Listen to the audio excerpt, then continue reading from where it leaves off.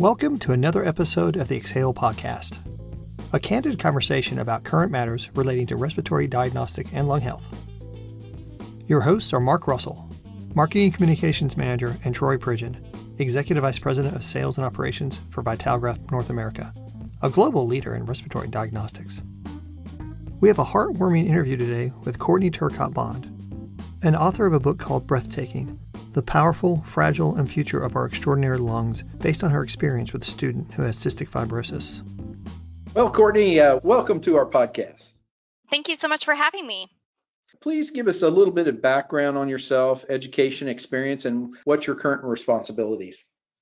Sure. So I am a full-time high school English teacher. I teach freshman honors English, and then I also teach creative writing. And so that is my full-time job. And something that I do on the side sometimes with that is that I will be a homebound teacher for students who are not able to come to school for various reasons. And so I'll work with them outside of the school day at their homes usually. Well, thanks for that. Your book, Breathtaking, looks absolutely fascinating. Can you tell us a little bit about what inspired you to write it? Sure. So I had, even though I'm a full-time English teacher, I do a lot of writing stuff on the side. And back in about 2014 to 2015, I had started the process of writing a novel. And at that same time, I was asked by my school district to work with this special girl named Madison, who was going to be homebound for a while. And I'd worked with several students before, and this one, they said, hey, this one's probably going to be a little bit more long term because she has cystic fibrosis, and she had had a double lung transplant 3 years prior, but her body had started rejecting the lungs. And so she was too sick to go to school. And this is 2015 at the time. And so this is before, the age of COVID where kids are used to zooming in and doing all of that. So I agreed to that. And for 2 years, I worked with Madison and got to learn a lot about cystic fibrosis and saw the process of her using nebulizers and taking dozens of pills while I would go to her house several times a week to work with her. And the story of Breathtaking just popped into my head during that process of working with Madison. So did you know anything about cystic fibrosis before you met Madison? No, not at all. Like I knew I had heard of it before. So before I started working with Madison, we had this meeting and her parents came and were explaining, what cystic fibrosis was and everything. And when my principal had said, we want you to work with this student who has cystic fibrosis, I literally was like, okay, I'm racking my brain. Like I feel like I've heard of that before, but I have no idea what that is. So it's interesting that I went from being really ignorant about this topic to, I wouldn't call myself an expert by any means, but I have learned so much about it just with working with Madison and of course doing more research for the novel, because that is definitely a topic that comes up in the novel as well. So it was an interesting journey of education in that regards. Yeah, it's interesting the way sometimes knowing a person really kind of brings a disease or a disorder into focus, and you can really understand what they're going through. Well, what was it specifically about her story that was important to you or touched you? Yeah, so Madison was 15 when I met her, and she was just this spitfire of a little girl. She was so tiny because all of the medication that they endure and the way the disease works, it just doesn't allow the body to grow as much. So she was itty bitty, and despite that, she just had this huge personality. And the thing with Madison was she knew she was going to pass away early in life. Like she would never talk about having kids. She would never talk about getting married, and had told me she thought that would be unfair to ever get married or do any of those things because she knew she was going to die young. And so she knew that she was on borrowed time and just lived every moment that she could to the fullest. And she absolutely hated having to be homebound. She loved going to school. She loved learning and socializing and everything. And so the fact that this girl just wanted to fill every moment she could was really inspiring to me as this adult. So I often say that even though I was her teacher, she taught me way more than I could have ever taught her. So that was fascinating to me, just watching this girl in that way, but she has this really cool story with her double lung transplant.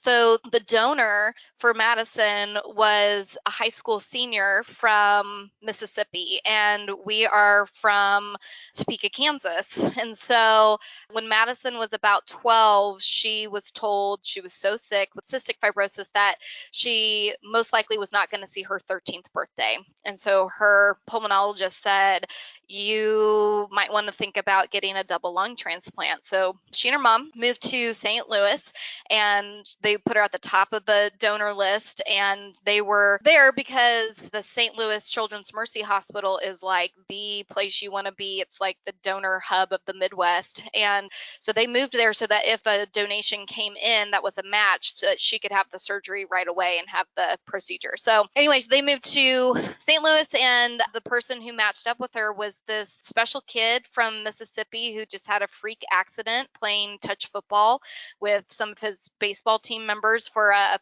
just kind of a fun Friday conditioning that they were doing in the fall. And he ended up passing away, sadly, and his lungs were a perfect match for Madison. And so hearing her talk about that story over the time that I worked with her was just so fascinating. And I got to know about Alex. I got to be at her Breath Day celebration, which that is when someone who has received a new pair of lungs, the anniversary of receiving those, they call it a Breath Day. And so that was really neat. I got to witness her meet Alex's parents for the first time, her lung donor, and they got to listen to his lungs inside Madison's body. So just so many things over the course of years that I got to spend with Madison. I just learned so many neat things about their story and the importance of organ donation and all of that. Wow. So from this experience, what could you tell loved ones and friends that maybe have family members or people they know that have cystic fibrosis? What did you learn from it? Well, the main takeaway for me was, well, a couple of things. First of all, the importance of organ donation. And like, I never thought that closely about organ donation. I mean, I am an organ donor, it's on my driver's license, but it really started hitting me that if this teenager from Mississippi, who was a senior in high school at the time, wouldn't have made the decision to be an organ donor, that I would have never met Madison. So she received her new pair of lungs when she was 12.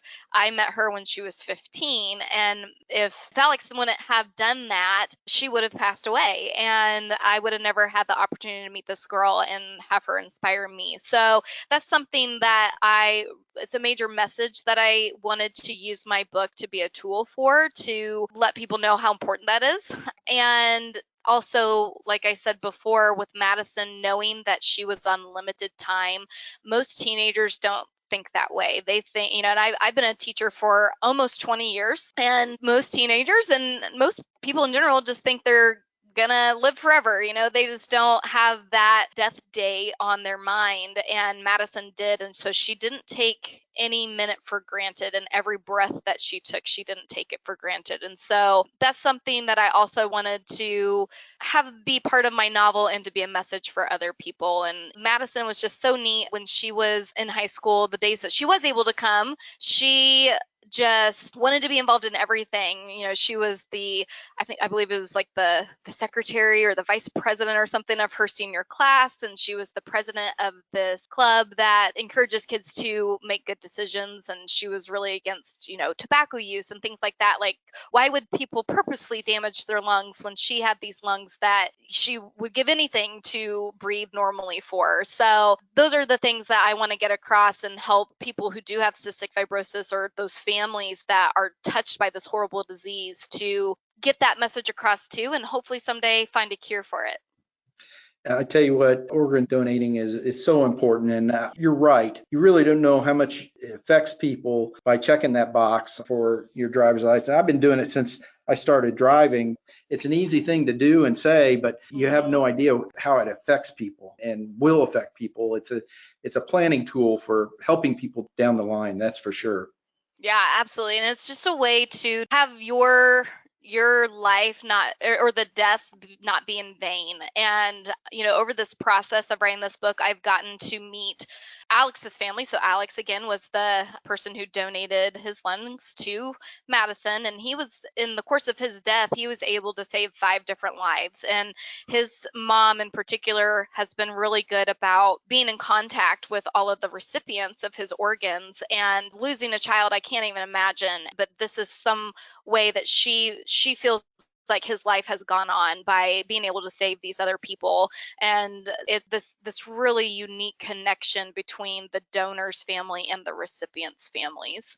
I can tell Madison was quite an inspiration and very, very important to you, and really opened your eyes to this world that so many people live through that many of us will never experience. Through that, are you aware of any current treatments or clinical trials or things like that that are developing on the horizon that might be a ray of hope?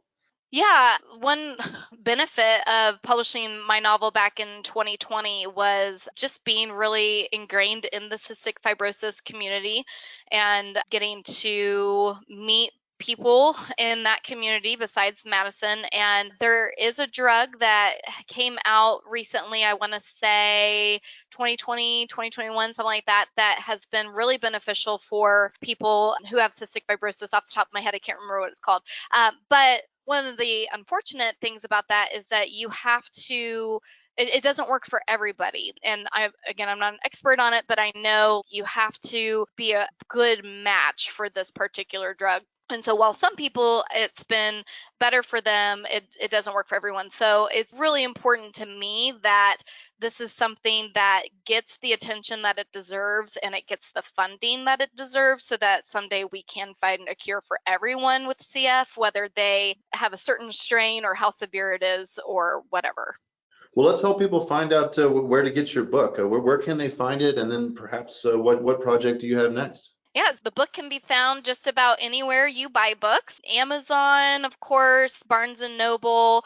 You can always, I love supporting local bookstores. So if your local bookstore doesn't have it currently on the shelf, you can always ask them to order it and they can do that. And of course, that will help the bookstore. It's available in paperback. It's also available as an ebook and even an audiobook. And you can find it again anywhere that you like to get those or shop for those more digital versions of the book. So one of the next projects I would like to do is, well, Alex and Madison were just 2 really inspirational kids to everyone who knew them. And they have, besides just sharing a set of lungs, they have lots of things that are in common. Sadly, Madison passed away her senior year of high school back in 2018. And Alex, her donor, passed away his senior year of high school back in 2012. And there's just so many cool things about their lives that I want to, like, that I incorporated in my novel, but I want to give people an insight of more about their lives. So I would like to publish something that gives people like an idea of these 2 kids. So some type of biography. I also write poetry. So that's another thing I've been kind of working on the side, is maybe just a poetry book. So something totally different than a novel, but I've got lots of things on the horizon that I am hoping to work on. Courtney, is there anything else that you'd like to add and maybe tell our listeners? One thing about the book that not everybody is aware of is that part of the proceeds goes to help fund the Madison Taliaferro Memorial Scholarship and the Alex Lott Memorial Scholarship. Both families of Alex and Madison had set up a scholarship in honor of their kids after they passed away. And when I started writing Breathtaking, and after Madison had passed away, I was wanting this to be something bigger than just the book. And so I talked to the families and said that I really wanted this to help fund those scholarships. And so back in 2020, or I guess 2021, the sales of Breathtaking were able to fund 80% of the scholarships for both Madison and Alex that year. And this past year, I believe it funded about 25% for people who were the recipients of those. So when you buy the book, you're not just buying a book, you're helping send kids to college. That's wonderful. Well, Courtney, this has been a really insightful and, kind of heartbreaking story that you give, but it's essential. And we really need to tell people that more than anything is do check your box for being an organ donor. It really makes a difference in people's lives. And hopefully we've given our listeners an insight more on cystic fibrosis and really from a patient end of it. And it's amazing that you got to experience Madison's last couple of years of her life. Yes, she was incredible. And like I said before, she was someone that not only touched me, but everyone that she came in contact with. And I know that sounds kind of cliche, but it really was true about Madison. Courtney, thank you for being on our podcast. Thank you so much for having me. You've reached the end of another episode of Exhale with Vitalograph. Don't forget to follow us for new upcoming episodes and recommend this podcast to friends and family. Thank you for listening, and we look forward to you joining us again on the Exhale podcast.